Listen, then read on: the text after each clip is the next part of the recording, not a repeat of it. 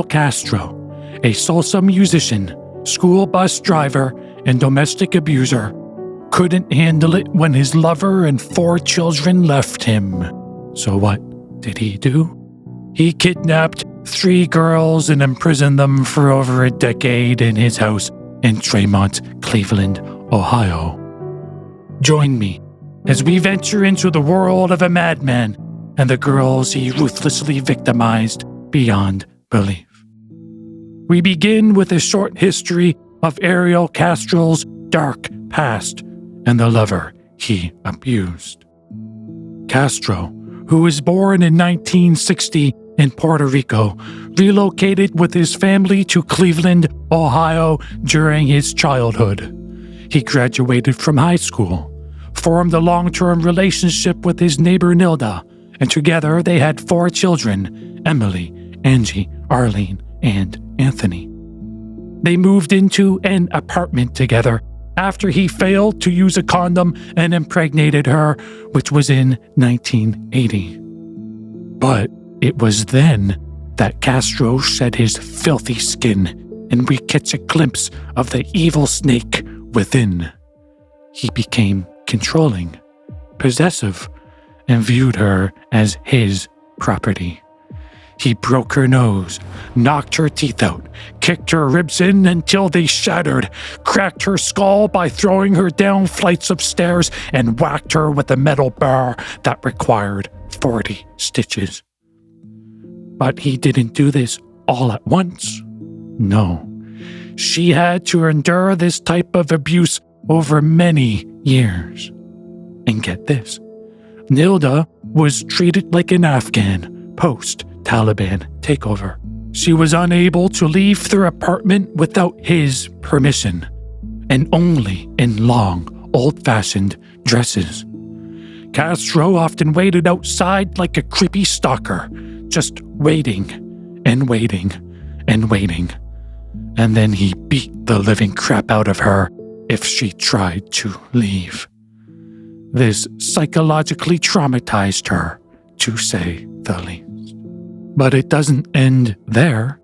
In 1992, they left their apartment life behind and moved into a house located at 2207 Seymour Avenue, Tremont, Cleveland, in a drug-ridden, prostitution-infested neighborhood full of high school dropouts. It was in this house that Castro kidnapped 3 unsuspecting girls and held them hostage for over a decade. As for Nilda, she and her children finally escaped in 1996, but she died in 2012 from an inoperable brain tumor caused by Castro's severe beatings. Rest in peace. By now, you have a good understanding of the monster we're dealing with. Let's set the stage for the kidnappings.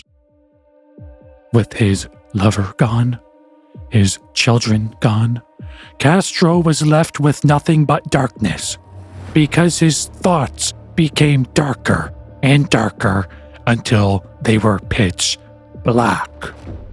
But unless you knew, you'd never know, because Castro put on a smile faker than Kris Jenner's lips. But on the inside, Castro became obsessed with sadomasochism and sexual humiliation. He needed someone who could never abandon him, someone he could use to fulfill his sexual desires with absolute, unquestionable power until his dying day. Let's cut to the chase. In 2002, Castro offered Michelle Knight, a friend of his daughter Emily, a ride to a custody hearing regarding her son. But Castro had no intention of taking her there. He made an excuse to stop off at home and tricked Michelle inside by pretending there were cute little puppies in the upstairs bedroom. Michelle innocently entered the house of horrors, thinking she could take one home for her son. But as you and I know, there were no puppies, only silence. Brace yourselves. Things are about to get dark. Once inside the room, Castro slammed the door and locked it shut. He returned with 2 orange extension cords and forcibly tied Michelle up. Then, towering over her like a maniacal madman, Castro pulled out his penis and masturbated.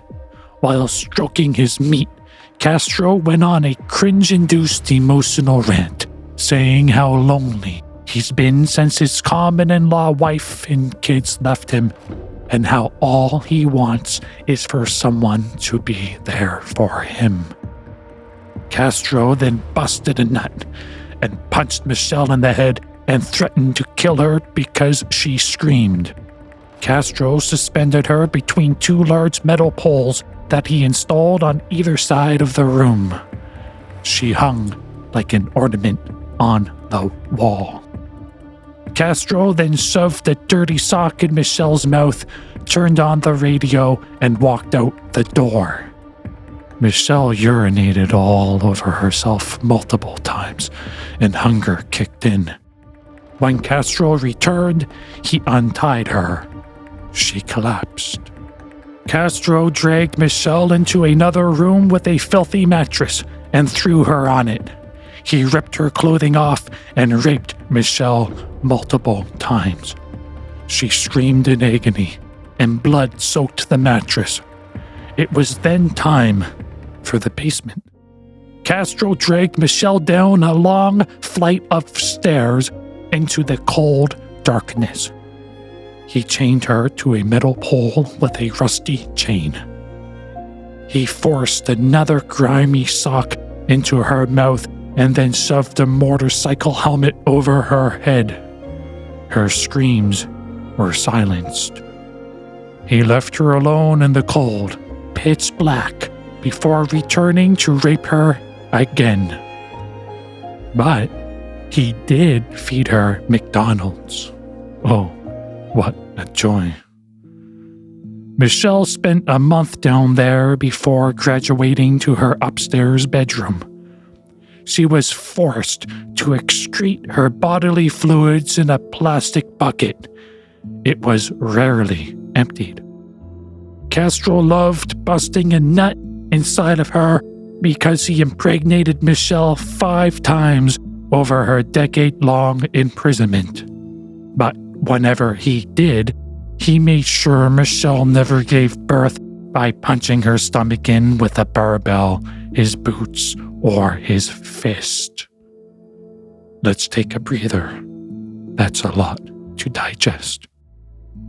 Let's move on to his next victim, 16-year-old Amanda Berry, who was a friend not of his daughter Emily, but of his daughter Angie. In 2003, Castro offered her a ride home from her job at Burger King. She agreed. Castro made an excuse to stop off at his house, just like he did with Michelle. Naively, Amanda entered Castro's house of horrors, thinking Angie was inside.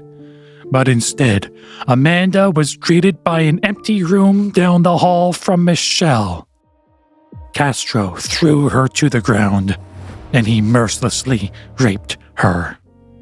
Helmet on head, he forced Amanda down into the basement, chained her up, and raped her some more. Eventually, Amanda also graduated to her upstairs bedroom, just like Michelle did. You're probably starting to notice a pattern, because in 2004, Castro did the same thing to 14-year-old Gina De Jesus. She was a friend not of Emily, not of Angie, but of Arlene, yet another one of Castro's daughters. Castro offered Gina a ride on her way home from school.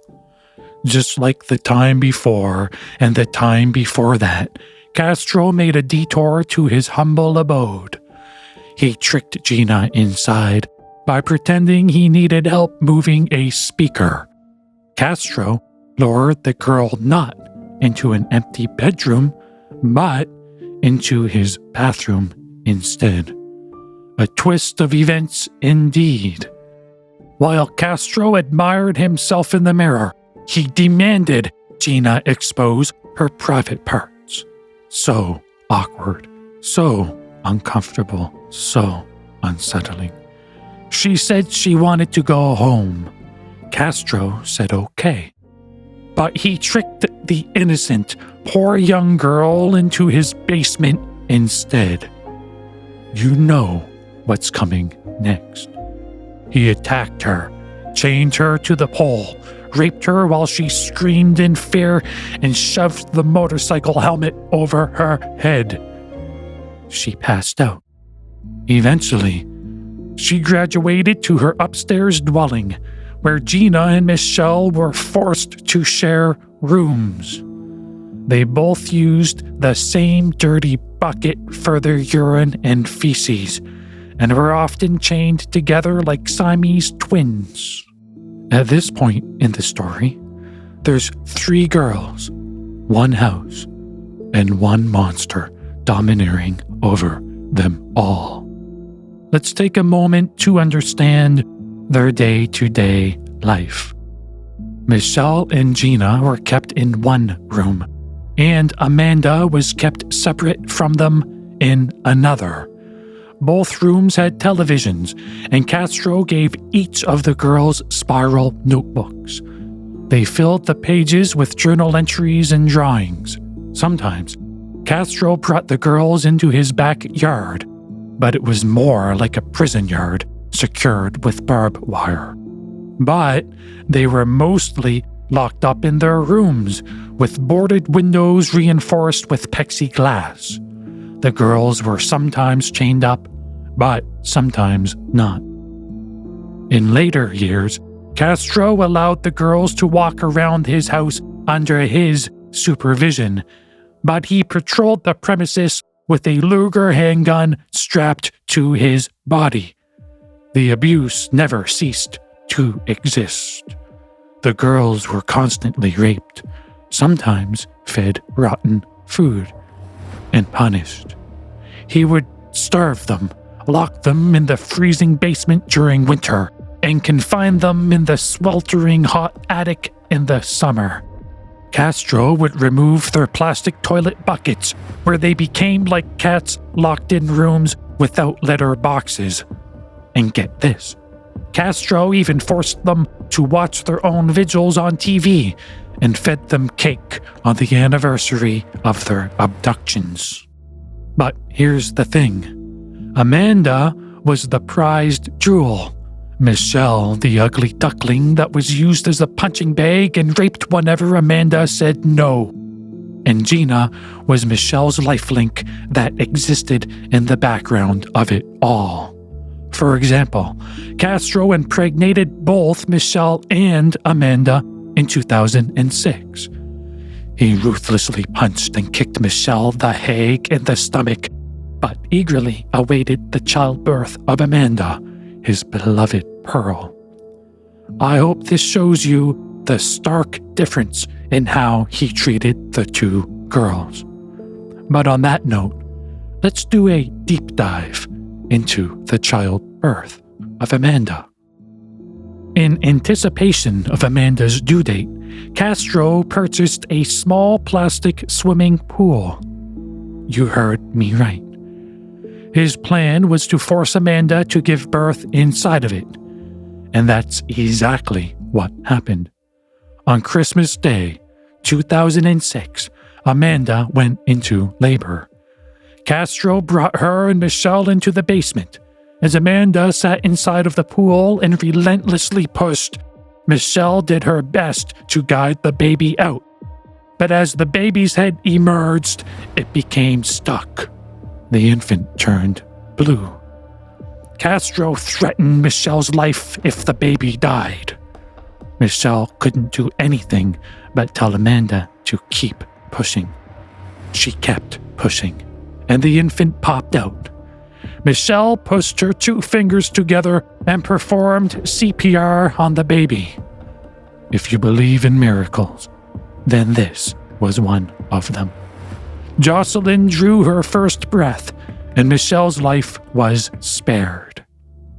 Amanda, Gina, and Michelle raised Jocelyn in the House of Horrors over the next 6 years.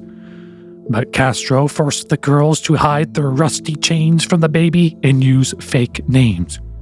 This allowed Castro to take Jocelyn on trips, such as to Sunday school, and the park, and McDonald's. He even showed her off to his mother and to a Latin music band he was a member of. If you're wondering how Castro got away with it, then the answer is simple. Jocelyn wasn't the product of rape from a girl he abducted, no. She was the child from a girlfriend he was then dating. Imagine that. Even with everything going on, Castro still found time to lead an active dating life. But that's a story for another time. I spilled the tea on the most interesting parts of this story, and I hope you found it sizzling hot. We must now edge towards its conclusion. Remember how I shared with you Castro's prison yard? I told you how the dude sometimes allowed his victims outside. Turns out, his neighbors had a sharp eye for the unusual. In 2011, the Cintron family called the police. They saw a naked girl in Castro's backyard. If you think this is the beginning of the end, then you'd be wrong. The police didn't even bother to check it out. But weeks later, a group of senior citizens reported 3 naked girls in his backyard. Surely, the police would do something this time, right? Nope. They didn't do a dang thing. The girls were on their own. They had to take matters into their own hands. If you're thinking the girls escaped, then you'd be 1/3 of the way correct because one of them did, but not without trial and tribulation. If the chains, locked doors, boarded up windows, and extreme violence didn't stop them, then Castro's psychological reign of terror did, because he subjected the girls to the same horrors as he did Nilda by pretending not to be home. He severely beat any girl that attempted to escape. This traumatized the girls, and it worked flawlessly until it didn't. On May 6, 2013, Amanda Berry escaped the House of Horrors. Castro left the house but forgot to lock Amanda's bedroom door. Amanda thought it was a trick, but she peeked outside. Castro's blue sports convertible was gone. Could it really be so? Amanda ran downstairs, swung the front door open, and whiffed her first smell of freedom in 10 years. But she was greeted by a chain-locked storm door. She couldn't break through it. So close, yet so far away. Amanda yelled out to her neighbors sitting on the porch. She screamed, "Help me, I'm Amanda Berry. Help me, I'm Amanda Berry." Charles Ramsey and Angel Cordero walked over and kicked a hole through the door. Amanda Berry and her daughter crawled out. Finally, after all of these years, she was freed. They escorted her to a neighbor's house and Amanda called 911.